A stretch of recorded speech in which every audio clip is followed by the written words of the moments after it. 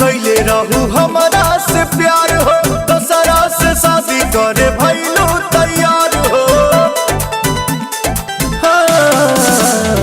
काहे खातिर कैले रहू हमारा से प्यार हो, दूसरा से शादी करे भइलू तैयार हो। हमारा के छोड़ देले बारू बुरा हाल पा, गोरी नया साल पा बैठी हरा ताल पर बेवफा बेवफा डीजे बजा के तोरा बीच जाए माल पा, किस ले हम गाल पा। डीजे बजा के तोरा बीच जाए माल पा, किस ले हम गाल पा।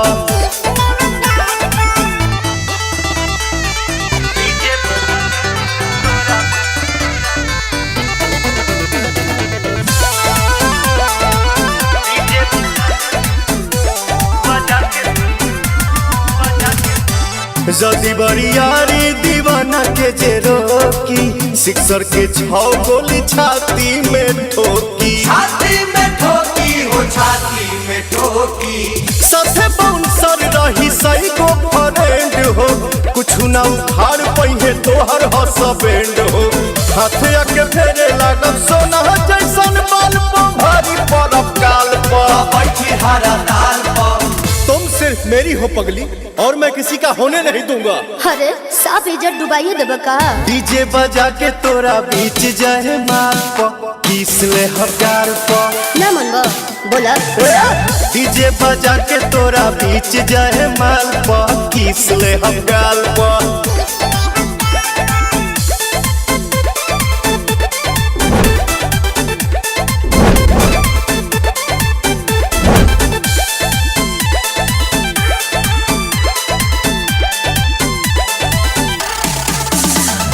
देखत रह जाइए तो हर सारा बिरादर, हाथ जोड़ के माफी हमसे मंगी है तो हर फादर। माफी मंगी है फादर, तो हर माफी मंगी है फादर। सबसे सोझा तोहरा के गले से लगाई, मांग में से नूर भर के मेहरी बनाई।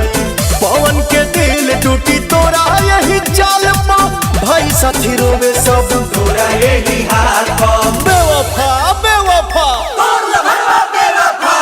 डीजे बजा के तोरा बीच जाए माल पा, किस ले हम गाल पा। डीजे बजा के तोरा बीच जाए माल पा, किस ले हम गाल पा।